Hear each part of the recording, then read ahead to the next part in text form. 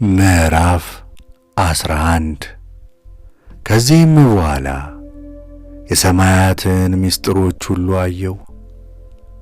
መንግሥት እንዴት እንደምትከፈል የሰዎች ሥራም በሚዛን እንደሚመዘን አየሁ። በዚያም የተመረጡትን ሰዎች ማደሪያቸውን የጻድቃንንም ማደሪያቸውን አየሁ። ዓይኖቼም የመናፍስት ጌታን ስም የካዱ ኀጣን ሁሉ ከዚያ ሲሰደዱ አዩ። ስበውም ያወጧቸዋል፣ ከመናፍስት ጌታ በምትወጣ መቅሰፍትም መቆም የላቸውም። በዚያም የመብረቆችንና የነጐድጓድን ምስጢራት በምድርም ላይ ይነፍሱ ዘንድ እንዴት እንደሚከፈሉ የነፍሳትን ምስጢራት የደመናና የጠል ምስጢራትንም አየሁ። በዚያም ቦታ የሚወጡበትን አየሁ። ከዚያም የምድር ትቢያን ይጠግባሉ። በዚያ የተዘጉ መዛግብትን አየሁ። ከእነዚያም ነፋሳት ይከፈላሉ። የበረድን መዝገብና የጉምን መዝገብ የደመናዎችንም መዝገብ አየሁ። ደመናውም ከጥንት ጀምሮ ከምድር በላይ ይኖራል። ከፀሐይና የጨረቃ መዛግብትንም ከየት እንደሚወጡ ወዴት እንደሚገቡ አየሁ። አመላለሳቸውም ብሩህ ነው። አንዱም ከሌላው እንደሚከብር አየሁ። አካሄዳቸውም የከበረ ነው። ቀን አያሳልፉም፣ ከመሄዳቸውም አይጨምሩም አያጎድሉምም። ጸንተው በሚኖሩበት ሥርዓትም አንዱ ከሌላው ጋር ሃይማኖታቸውን ይጠብቃሉ። ፀሐይ ከሁሉ አስቀድሞ ይወጣል፣ በመናፍስት ጌታ ትእዛዝም ጎዳናውን ያደርጋል። ስሙም ለዘላለም ጸንቶ ይኖራል። ከዚህም በኋላ የተሰወረና የተገለጠ የጨረቃን ጎዳና አየሁ። የጎዳናውንም መሄጃ በዚያ ቦታ በሌሊትና በቀን ይጨርሳል። በመናፍስት ጌታ ፊትም አንዱ ሁለተኛውን ያየዋል። ለእነርሱ ዕረፍታቸው ምስጋናቸው ነውና ያመሰግናሉ፣ ያከብራሉም፣ አያርፉምም። ለሚያበራ ፀሐይ ለበረከትና ለመርገም ብዙ መለዋወጥ አለውና የጨረቃ ጎዳና መመላለሻም የብርሃንና የጨለማ ማዕከልም በፈጠረ በመናፍስት ጌታ ስም ለጻድቃን ብርሃን ነው፣ ለኀጣን ግን ጨለማ ነው። ለሰውም ዕውቀትን አደለ፣ በጽድቁም ስም የጻድቃንን ዕውቀት አጸና። አለቃው አይከለከልም፣ ንጉሡም መከልከል አይችልም። ሁሉን የሚመረምር ፈራጅ አለና እነዚህንም ሁሉ እርሱ በፊቱ ይገዛል። ምዕራፍ 12 ጥበብ የምታድርበትን ቦታ አላገኘችም፣ ማደሪያዋም በሰማያት አለ። ጥበብ በሰው ልጆች ታድር ዘንድ ወጣች፣ ማደሪያንም አላገኘችም። ጥበብም ወደ ቦታዋ ተመለሰች፣ በመላእክትም መካከል አደረች። አመፃ ከመዛግብቷ ወጣች፣ ያልወደደችውን አገኘች። ዝናብ በምድረ በዳ ጠልም በተጠማች ምድር እንደሚያድር በእነርሱ አደረች። ሌሎች መብረቆችንና የሰማይ ከዋክብትንም አየሁ። ሁሉንም በየስማቸው እንደሚጠራቸው እነሱም እንደሚሰሙት አየሁ። በብርሃናቸውና በቦታቸው ስፋት ይመዘኑ ዘንድ የጽድቅ ሚዛኖችንም አየሁ። የፍጥረታቸውንም የመመለሻቸውንም ቀን አየሁ። መብረቅ መብረቅን ይወልዳል፣ አመላለሳቸውም በመላእኮቻቸው ቁጥር ነው።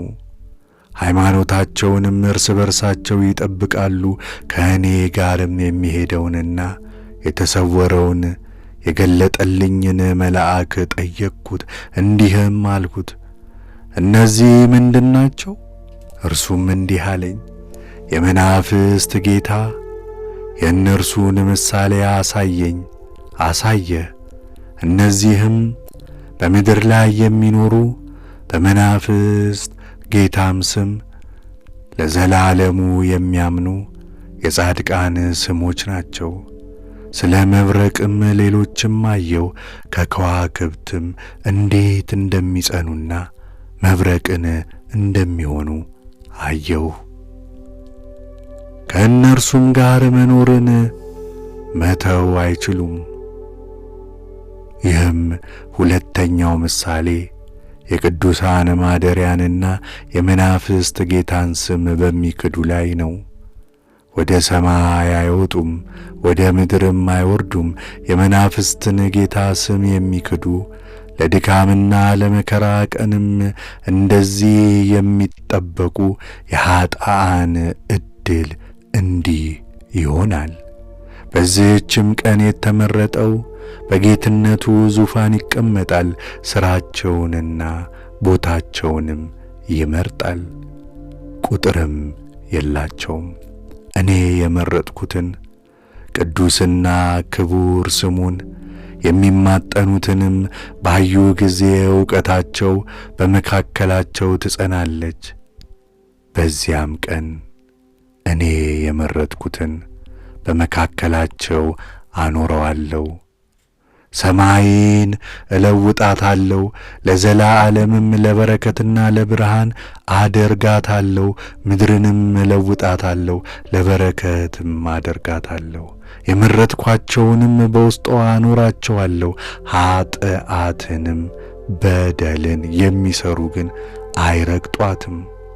እኔ ጻድቃንን አይቻቸዋለሁና ሰላምንም አጥግቤአቸዋለሁና በፊቴም አኖርኋቸው። ከገጸ ምድር አጠፋቸው ዘንድ የኀጥኣን ፍርድ ወደ እኔ ቀረበች። በዚያም ብሉየ መዋልነት ያለውን አየው።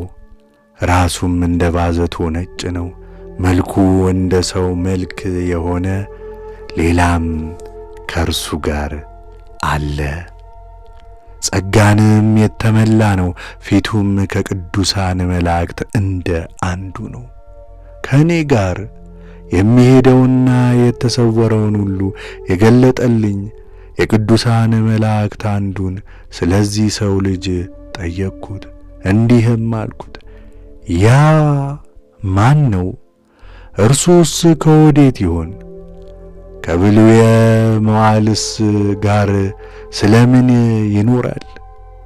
እርሱ መለሰልኝ እንዲህም አለኝ፣ ጽድቅ የሆነለት ጽድቅም ከእርሱ ጋር የኖረ የሰው ልጅ ነው። ጌታ እርሱን መርጧልና እርሱ የተሰወሩ መዛግብትን ሁሉ ይከፍታል። ዕድሉ በመናፍስት ጌታ ፊት ለዘላለም በርት ሁሉን ድል ያደረገ ነው። ይህም ያየኸው የሰው ልጅ ነገሥታቱንና ኃያላኑን ካልጋዎቻቸው ጽኑዓኑንም ከዙፋኖቻቸው ያስነሳቸዋል፣ የጽኑዓኑንም ልጓሞች ይፈታል፣ የኀጥኣንንም ጥርሶች ይሰብራል። ከፍ ከፍ አያደርጉትምና አያመሰግኑትምና መንግሥትም ከየት እንደተሰጠቻቸው አያምኑምና ነገሥታትን ከዙፋናቸው ከመንግሥታቸው ይገለብጣቸዋል፣ የጽኑዓኑንም ፊት ይገለብጣል፣ ኀፍረትንም ይመላባቸዋል፣ ማደሪያቸውም ጨለማን ይሆንባቸዋል፣ ትሎችም ምንጣፍ ይሆኗቸዋል። የመናፍስትን ጌታ ስም ከፍ ከፍ አያደርጉምና ከመኝታቸው ይነሱ ዘንድ ተስፋ አያደርጉም። እነርሱም ከሰማይ ከዋክብትን የሚገዙ ሆነዋል። እጆቻቸውንም ወደ ልዑል ይዘረጋሉ። በምድር ይሄዳሉ፣ በውስጧም ይኖራሉ። አመፅ ሥራቸውንም ሁሉ ይገልጣሉ።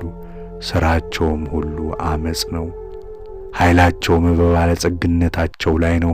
ሃይማኖታቸውም በእጃቸው ለሠሯቸው ጣዖታት ሆኗል።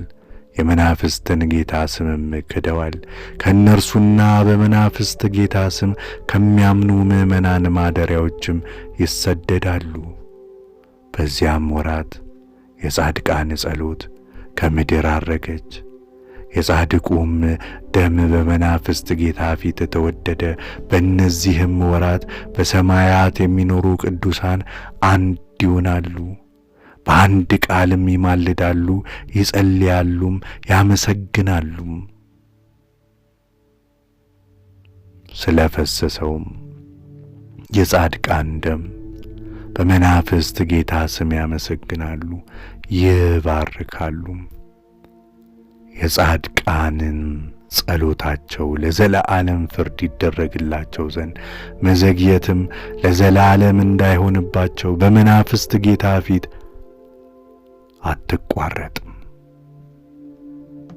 በእነዚያም ወራቶች ብሉየ መዋዕልን በጌትነቱ ዙፋን ተቀምጦ አየሁት። የሕያዋን መጽሐፎቻቸውም በፊቱ ተገለጡ። በሰማያት የሚኖሩ ሰራዊትም ሁሉ በዙሪያው ሆነው በፊቱ ይቆማሉ። የቅዱሳን ልብ ደስታን ትሞላለች፣ የጽድቅ ቁጥሯ ሞልቶአልና፣ የጻድቃንም ጸሎት ተሰምቶአልና።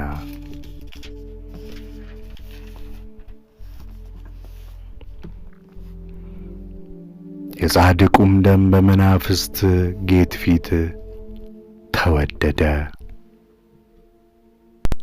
መጽሐፈ ሄኖክ ምዕራፍ 13 በዚያ ቦታ የማይቆጠር የጽድቅ ምንጭን አየው። በዙሪያውም ብዙ የጥበብ ምንጮች ይከቡታል። የተጠሙ ሰዎችም ሁሉ ከእርሱ ይጠጣሉ፣ ጥበብንም ይሞላሉ። ማደሪያቸውም ከጻድቃን ከተመረጡትና ከቅዱሳን ጋር ነው። በዚያችም ሰዓት ያ የሰው ልጅ በመናፍስት ጌታ ፊት ተጠራ። ስሙም ከዕለታት መጀመሪያ የቀደመ ነው። ፀሐይ ምልክትም ሳይፈጠር የሰማይ ከዋክብትም ሳይፈጠሩ በመናፍስት ጌታ ፊት ስሙ ተጠራ። እንዳይወድቁም እርሱን ይመረጎዙ ዘንድ ለጻድቃንና ለቅዱሳን በትር ይሆናል። እርሱም የአሕዛብ ብርሃን ነው። በልቡናቸው ላዘኑም እርሱ ተስፋ ይሆናል። በምድር ላይ የሚኖሩ ሁሉ በፊቱ ወድቀው ይሰግዳሉ፣ ያመሰግኑታል፣ ያከብሩታልም፣ ለመናፍስት ጌታ ስምም ይዘምራሉ። ስለዚህም አስታራቂ ሆነን። ይህም በመናፍስት ጌታ ፊት ከጥንት ጀምሮ እስከ ዘለዓለም ድረስ የተሰወረ ሆነ። እርሱንም የመናፍስት ጌታ ጥበቡ ለጻድቃንና ለተመረጡት ገለጠው። የጻድቃንን ዕድል ፈንታ ጠብቋልና ይህን የዓመፅ ዓለም ጠልተው ንቀውታልና ሥራውንም መንገዱንም በመናፍስት ጌታ ስም ጠልተውታልና በስሙ ይድናሉና ድህነታቸውንም ወደደ። በዚያም ወራት በጭንቀታቸውና በመከራቸው ቀን የምድርን ነገሥታትና ምድርን የያዙ ኃያላን ሰውነታቸውን አላዳኑምና ስለ እጃቸው ሥራ አንገታቸውን የደፉ ሆኑ። በመረጥኳቸውም ሰዎች እጅ ይጥሏቸዋል። ሳር በእሳት እንደሚቃጠል እርሳስም በውሃ ውስጥ እንደሚሰጥም እንዲሁ ከጻድቃን ፊት የተነሣ ይቃጠላሉ። ከቅዱሳንም የተነሳ ይሰጥማሉ፣ ፍለጋቸውም አይገኝም። በተጨነቁባትም ቀን በምድር ላይ ፍርሃት ትደረጋለች። በፊቱም ይወድቃሉ አይነሱምም። እጁንም ሰጥቶ የሚያነሳቸው የለም። የመናፍስት ጌታን መሲሁን ክደውታልና፣ የመናፍስት ጌታም ስሙ ይመሰገናል።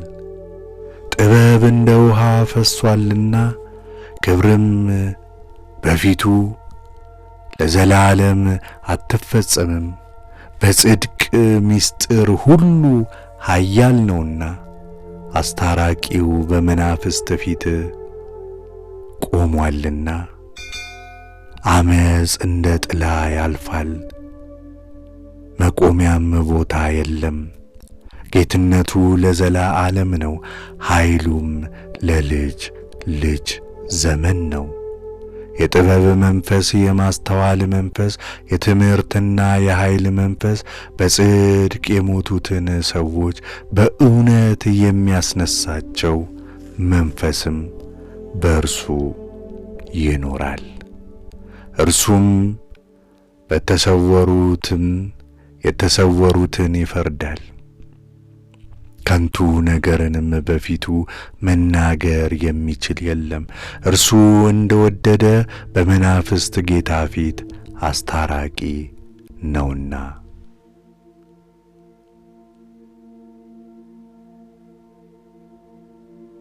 በእነዚያ ወራቶች ለቅዱሳንና ለተመረጡት መመለስ ትደረግላቸዋለች።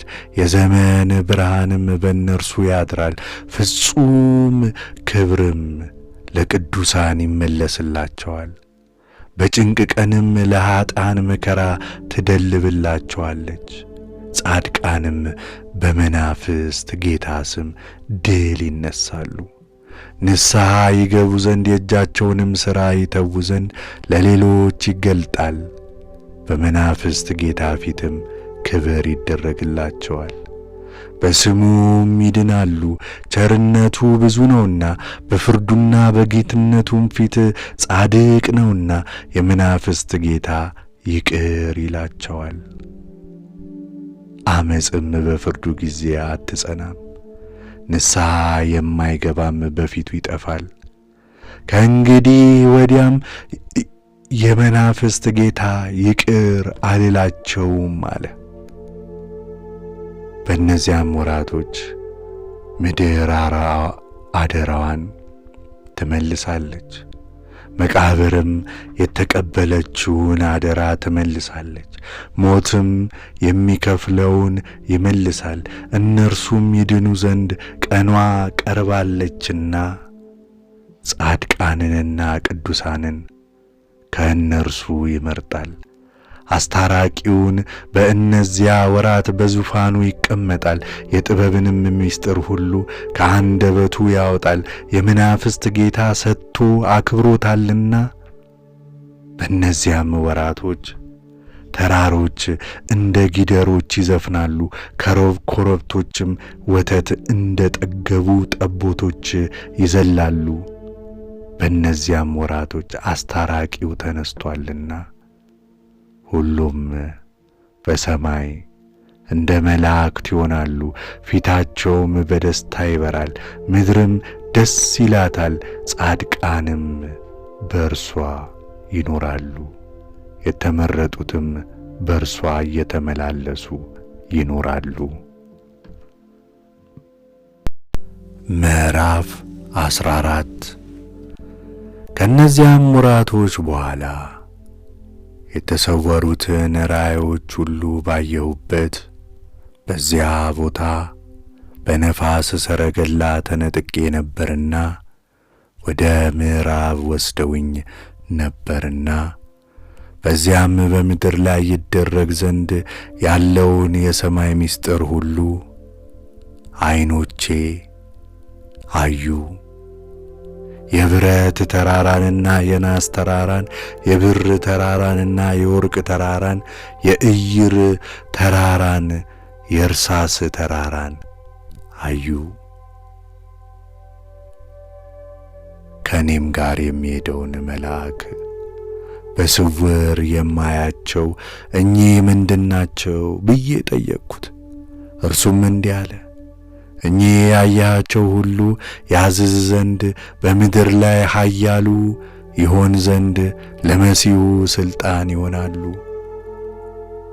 ያም የሰላም መልአክ እንዲህ ሲል መለሰልኝ፣ ጥቂት ቆይ ታያለህም፣ የመናፍስት ጌታ ያጸናው የሰወረውም ሁሉ ይገለጥልሃል። ያያቸው እነዚህ ተራሮችም የብረቱ ተራራና የናሱ ተራራ፣ የብሩ ተራራና የወርቁ ተራራ፣ የእይሩ ተራራና የእርሳሱም ተራራ፣ እነዚህ ሁሉ በአስታራቂው ፊት በእሳት ፊት እንዳለ እንደ ሮማር ይሆናሉ። ከላይ በእነዚያ ተራሮች ላይ እንደሚወርድ ውሃም ይሆናሉ። ከእግሩም በታች ደካሞች ይሆናሉ።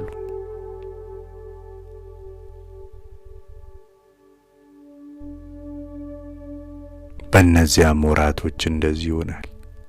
በወርቅም ቢሆን በብርም ቢሆን አይድኑም። ማምለጥና መሸሽም አይቻላቸውም።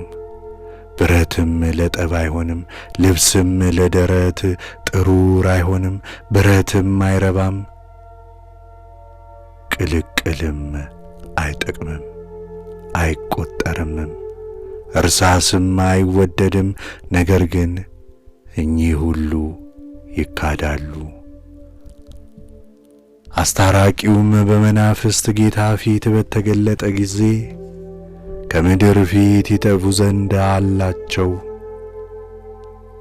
በዚያም ዓይኖቼ ጥልቅ ሸለቆን አዩ፣ አፉም የተከፈተ ነው።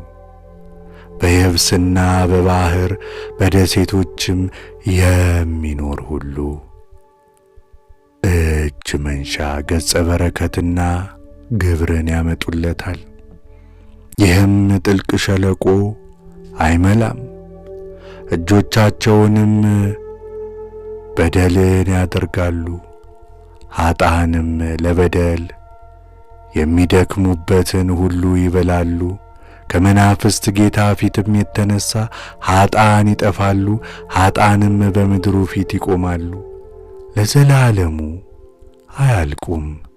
የመቅሰፍት መላእክትን ሄደው ለሰይጣን ዙሃውን ሁሉ ሲያዘጋጁ አይቻቸዋለሁና ከእኔም ጋር የሚሄደውን የሰላም መልአክ ጠየቅኩት።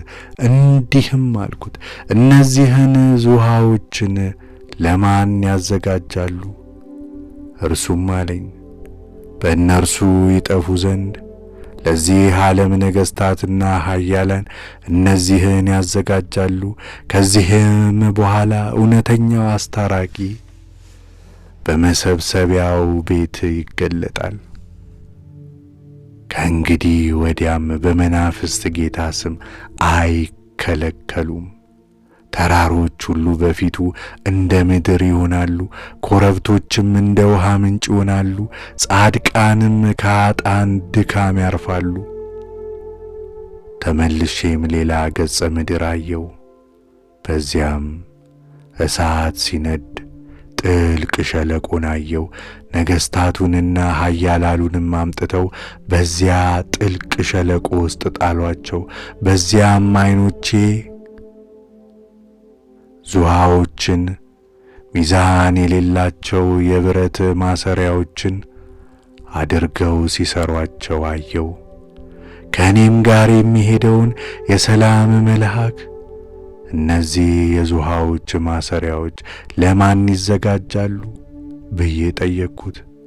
እርሱም እንዲህ አለኝ፣ ተቀብለው ከገሃነም በታች ይጥሏቸው ዘንድ እነዚህ ለአዛዝኤል ሰራዊት ይዘጋጃሉ። የመናፍስት ጌታም እንዳዘዘ በፊታቸው ጠማማ ድንጋዮችን ይገጥሙባቸዋል። ሚካኤልና ገብርኤል፣ ሩፋኤልና ፋኑኤል እነርሱ በዚያች በታላቋ ቀን ያጠኑባቸዋል። በዚያም ቀን የሰይጣን መላእክተኞች ስለሆኑ በምድር ላይ የሚኖሩትንም ስላሳቷቸው በአመፃቸው የመናፍስት ጌታ ከእነርሱ በቀልን ይመልስ ዘንድ እሳት ወደሚነድበት ምድጃ ይጥሏቸዋል። በዚያም ወራት የመናፍስት ጌታ መቅሰፍት ይወጣል። ከሰማያት በላይ ያሉ የውሃዎች መዛግብት ሁሉ ከሰማያት በታችና ከምድር በላይ ያሉ ምንጮችም ይከፈታሉ። ውሃዎችም ሁሉ ከሰማያት በላይ ካሉ ውሃዎች ጋር ይጨመራሉ። ከሰማያት በላይ ያሉ ውሃ ግን ተባታይ ነው። ከምድር በታች ያለችም ውሃ አነስታይ ናት። በምድር ላይ የሚኖሩና በሰማይ ዳርቻ በታች የሚኖሩ ሁሉ ይደመሰሳሉ። ስለዚህም በምድር ላይ የሠሯትን ኀጢአታቸውን አወቋት፣ ስለዚህም ይጠፋሉ። ምዕራፍ 15 ከዚህም በኋላ ብሉየ መዋዕል አዘነ፣ እንዲህም አለ። በምድር ላይ የሚኖሩትን ሰዎች ሁሉ በከንቱ አጠፋኋቸው። ከእንግዲህም ወዲያ በምድር ላይ በሚኖሩ ሰዎች ሁሉ እንዲህ እንደሚያደርግ በገናና ስሙ ማለ። እንዲህም አለ፣ በሰማይ ምልክት አደርጋለሁ፣ ይህም በእነርሱና በእኔ መካከል በምድር ላይ የሰማይን ዘመን ያህል እስከ ዘለዓለም መተማመኛ ይሆናል። ከዚህም በኋላ በመላእክት እጅ አጸናባቸው ዘንድ ብወድ በትእዛዜ ነው። በችግርና በመከራ ቀን ከዚህ አስቀድሞ መዓቴም መቅሰፍቴም ያድርባቸዋል። የመናፍስት ጌታ እግዚአብሔር በምድር የምትኖሩ ኃይለኞች ነገሥታት እኔ የመረጥኩትን በጌትነቱ ዙፋን በሚቀመጥበት ጊዜ ታዩት ዘንድ አላችሁ አለ። እርሱም በአዛዜልና በማኅበሩ ሁሉ በሰራዊቱም ሁሉ ላይ በመናፍስት ጌታ ስም ይፈርዳል። በዚህም የመቅሰፍት መላእክትን ሰራዊት ሲሄዱ አየው። የብረትና የብርት ወጥመዶችንም ይዘዋል። ከእኔም ጋር የሚሄደውን የሰላም መልአክ ወጥመዶችን የያዙ እነዚህ ማንን ሊያስሩ ይሄዳሉ ብዬ ጠየቅኩት። እርሱም እንዲህ አለኝ፣ በሸለቆ ጥልቅ ዋሻ ውስጥ ይወድቁ ዘንድ እያንዳንዳቸው ለመረጧቸውና ለወደዷቸው ናቸው። ያን ጊዜ ያ ሸለቆ ከመረጧቸውና ከወደዷቸው የተነሣ ይሞላል፣ የሕይወትም ቀናቸው ያልቃል፣ የስህተታቸውም ቀን ከዛሬ በኋላ አይቈጠርም። እነዚያን ወራቶች አለቆች ተሰብስበው ወደ ጳርቴና ወደ ሜድ ሰዎች ወደ ምሥራቅ ራሳቸውን ይመልሳሉ። ነገሥታቱንም ያነቃቋቸዋል፣ የሁከት መንፈስም ያድርባቸዋል፣ ከዙፋናቸውም ይገለብጧቸዋል። እንደ አንበሶች ከመደባቸው እንደ ተራቡ ጅቦችም ከመንጋዎችም መካከል ይወጣሉ፣ ይዘምታሉ። የምርጦቻቸውም ሀገር ይረግጣሉ። የእርሱ ምርጦች ሀገርም በፊታቸው መመላለሻና መገስገሻ ትሆናለች። የጻድቃኔ ከተማ ግን ለፈረሶቻቸው መሰናክል ትሆናለች። እርስ በርሳቸውም ጦርነትን ያነሳሉ፣ ቀኝ እጃቸውም በእነርሱ ላይ ትጸናለች። ሰውም ባልንጀራውን ወንድሙን አያውቀውም። ልጅም ከሞታቸው የተነሣ የሬሳው እስኪቈጠር ድረስ አባቱንና እናቱን አያውቅም። መቅሰፍታቸውም ከንቱ አይሆንም። በእነዚያም ወራቶች መቃብር አፏን ትከፍታለች፣ በውስጧም ይቀበራሉ፣ ታጠፋቸዋለችም። ከተመረጡት ፊት የተነሳም ሲኦል ትውጣቸዋለች። ከዚህም በኋላ እንዲህ ሆነ። ሰዎች ተቀምጠውባቸው ሌሎች ብዙዎች ሰረገላዎችን አየው። በነፋሳትም ላይ ሆነው ከምሥራቅና ከምዕራብ እስከ ቀን እኩሌታ ይመጣሉ። የሰረገሎቻቸውም ድምፅ ቃልም ተሰማ። ይህም ሁከት በተደረገ ጊዜ ቅዱሳን በሰማይ ሆነው አወቁ። የምድር ምሰሶችም ከቦታው ተናወጠ። ከሰማይ ዳርቻ ጀምሮ እስከ ምድር ዳርቻ ድረስ በአንዲት ቀን ተሰማ። ሁሉም ወድቀው ለመናፍስት ጌታ ይሰግዳሉ። የሁለተኛውም ምሳሌ መጨረሻ ይህ ነው። ስለ ጻድቃንና ስለ ተመረጡት ሦስተኛው ምሳሌ እናገር ዘንድ ጀመርኩ።